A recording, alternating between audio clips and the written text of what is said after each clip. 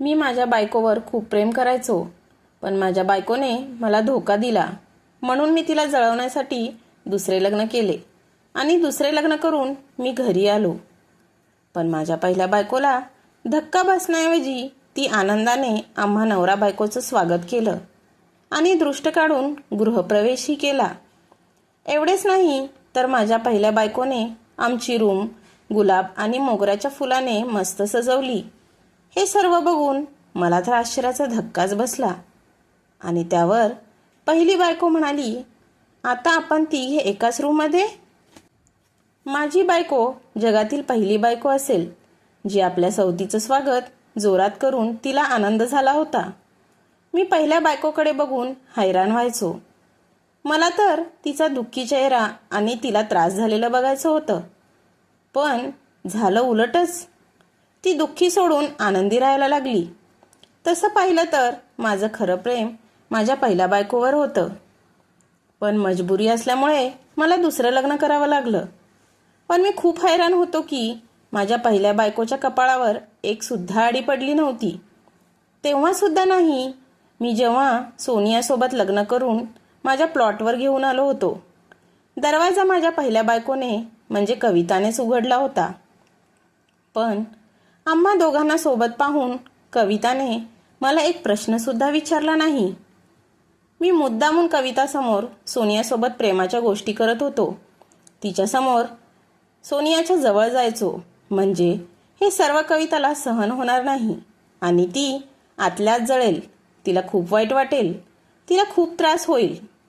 मला तिच्या डोळ्यात अश्रू आलेले पाहायचे होते. ती फक्त दुःखातच राहावी असे मला वाटत होते. मला तिच्या चेहऱ्यावर फक्त दुःख आणि दुःखच पाहायचे होते, जे मी 1 वर्षापासून सहन करत होतो.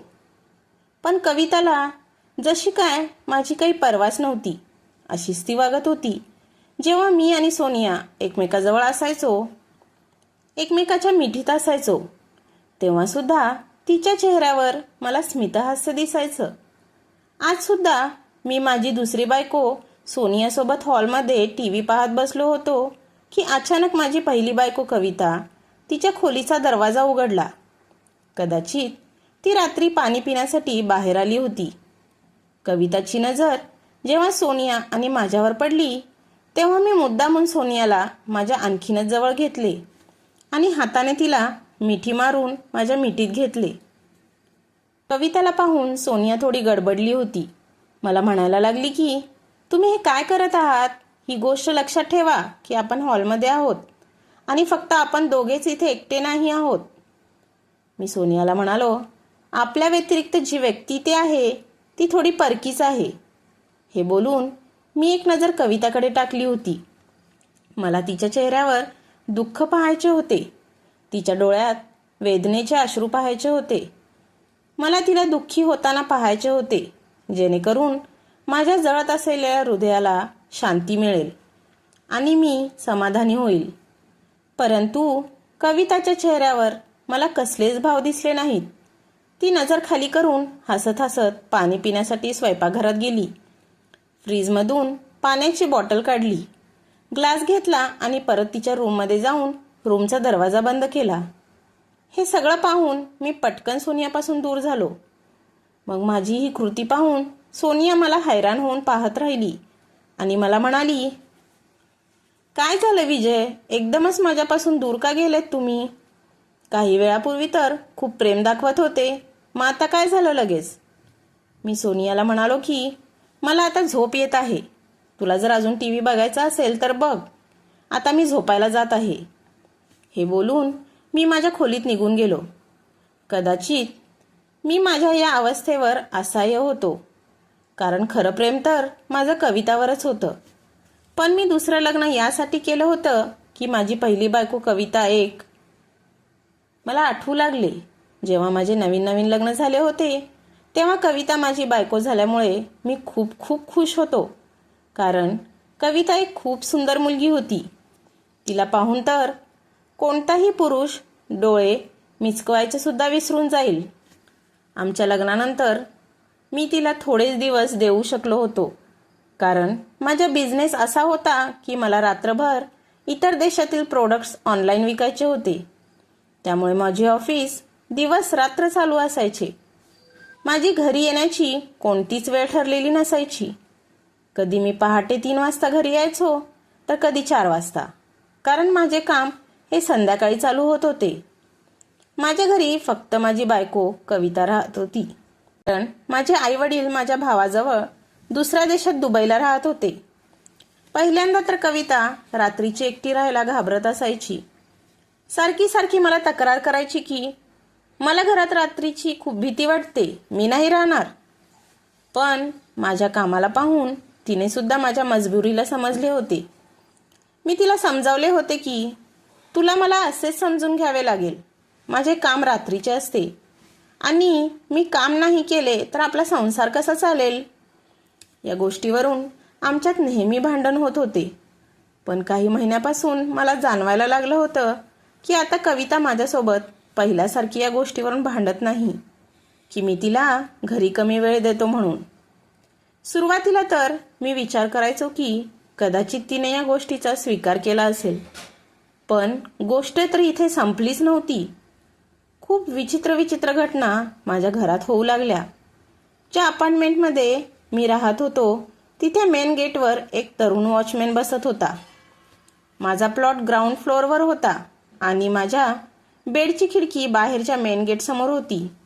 त्यामुळे खिडकीतून बरोबर मेन गेट दिसत होतं आणि तो वॉचमॅन तिथेच बसत होता. त्याला अपार्टमेंटमध्ये नोकरी लागून 1 महिना झाला होता. माझे काम असे होते की मी दिवसभर घरीच राहत होतो आणि संध्याकाळ होताच मी माझ्या ऑफिसमध्ये निघून जायचो. आम्ही काही मित्र बाहेरच्या देशातले प्रोडक्ट विकत होतो. त्यामुळे आमचे काम संध्याकाळपासून रात्री उशीरपर्यंत चालू राहायचे. आम्ही कमर्शियल एरियामध्ये एक छोटंसं ऑफिस बनवलं होतं आणि तिथेच आम्ही आमच्या लॅपटॉपवर काम करत असायचो. मी पहाटे दमून भागून येत होतो, त्यामुळे मी पहाटे झोपायचो तर डायरेक्ट दुपारीच मला जाग यायची. एक दिवस मी माझ्या बेडमध्ये गाढ झोपलो होतो, तेव्हा मला कविताचा हसण्याचा आवाज आला. मी माझे डोळे उघडले तेव्हा पाहिले की दुपारचे 2 वाजले होते. का समजत नव्हते की भर दुपारी कोणासोबत एवढं हसून बोलत आहे, कारण आमच्या घरी आमच्या दोघांशिवाय कोणीच नव्हते किंवा कोणती मोलकरीणसुद्धा नव्हती. सगळी कामे कविता स्वतःच करत होती आणि शेजारच्यांशी सुद्धा तिची एवढी काय ओळख नव्हती. दुपारचे 2 वाजले होते, त्यामुळे मला आता भूक लागली होती. मी उठून बसलो आणि जसा मी फ्रेश होऊन बेडरूममध्ये बाहेर निघालो तेव्हा कविता दरवाजाजवळ कोणासोबत तरी हसून गप्पा मारत होती. मी दरवाजाजवळ गेलो तेव्हा पाहिलं की तोच तरुण हँडसम वॉचमॅन तिथे उभा होता आणि तो सुद्धा हसून हसून कविताशी गप्पा मारत होता.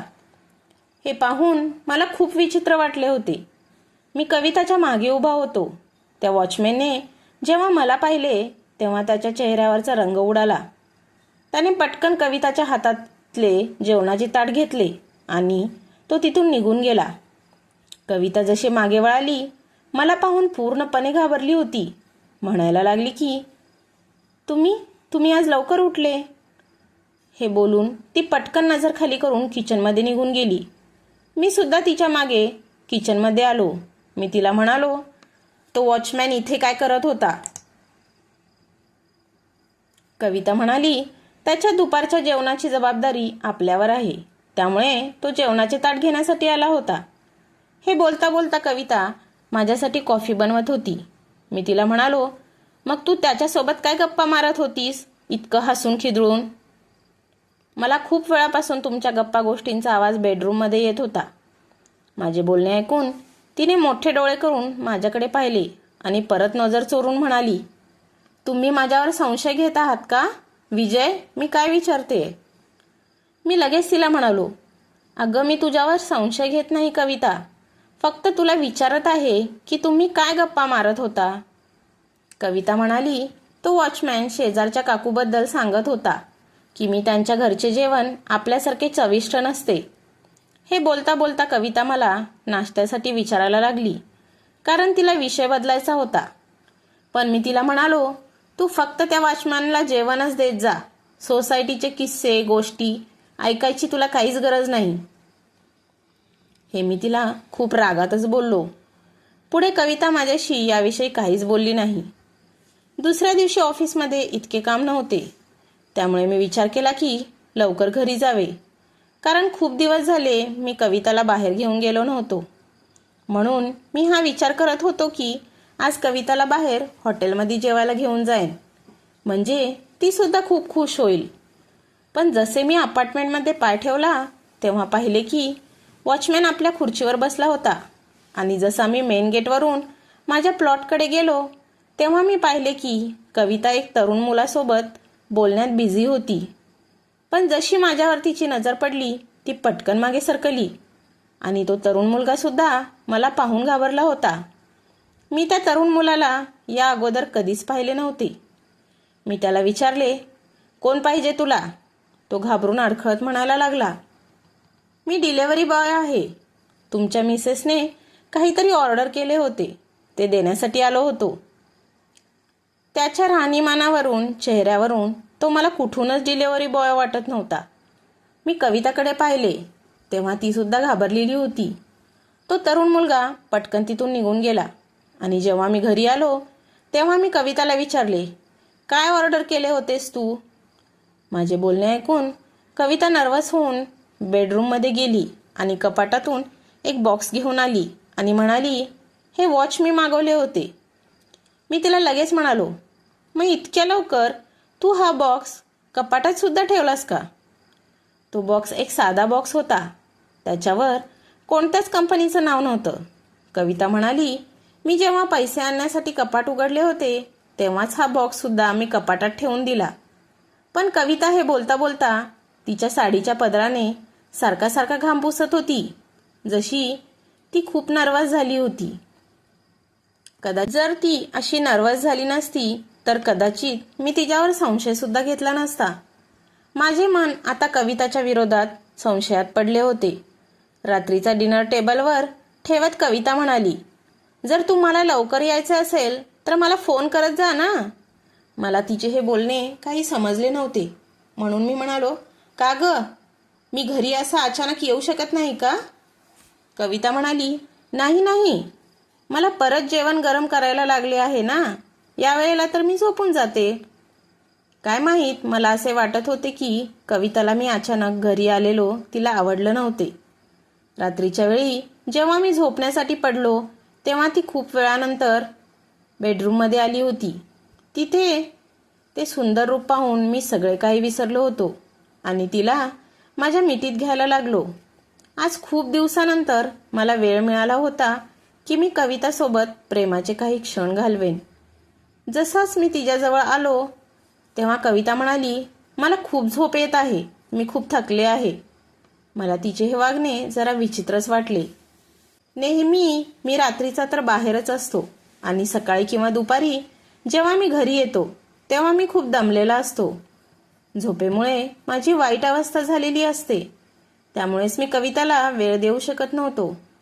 त्यामुळे मी आज विचार केला की आज मला वेळ भेटला आहे तर तिच्यासोबत काही प्रेमाचे क्षण घालू. पण तिचे वागणे पाहून माझे मन नाराज झाले होते. कविता दुसरीकडे तोंड करून झोपून गेली होती, आणि माझ्या मनात प्रेमाची जागा रागाने घेतली होती. माझ्या मनात आता विचित्र विचित्र संशय निर्माण होऊ लागले होते. आता मी जेव्हा सुद्धा ऑफिसमध्ये असतो तेव्हा माझे लक्ष कविताकडेच राहायचे. आता सुद्धा मी तिला फोन करत होतो, पण तिचा फोन बिझी येत होता. मी दर 5 मिनिटानंतर तिला परत फोन करत होतो, पण तिचा फोन अजूनही बिझी येत होता. माझ्या जागेवर दुसरा कोणी पुरुष असता तर कवितावर संशय घेऊन तिला घराबाहेर हाकलूनही दिले असते. पण तिथे मी होतो, सगळं काही सहन करत होतो. त्या दिवशी जेव्हा मी घरी आलो तेव्हा तो वॉचमॅन खूप खुश दिसत होता. त्याच्या चेहऱ्यावर भले मोठे हास्य पसरले होते. माहीत नाही काय त्याचे रहस्य, मला तो चिडवत होता. त्याचे हास्य पाहून मी त्याच्यावर एक नजर टाकली तेव्हा असे वाटले की मला पाहून तो अजूनच हसत आहे. माहिती नाही त्याचे हसणे मला एक प्रकारचे विष वाटत होते. मला पाहून तो पटकन त्याच्या खुर्चीवर उठला आणि उठून माझ्याकडे आला आणि म्हणाला की, काय झालं साहेब, तुम्ही खूप रागात वाटत आहे.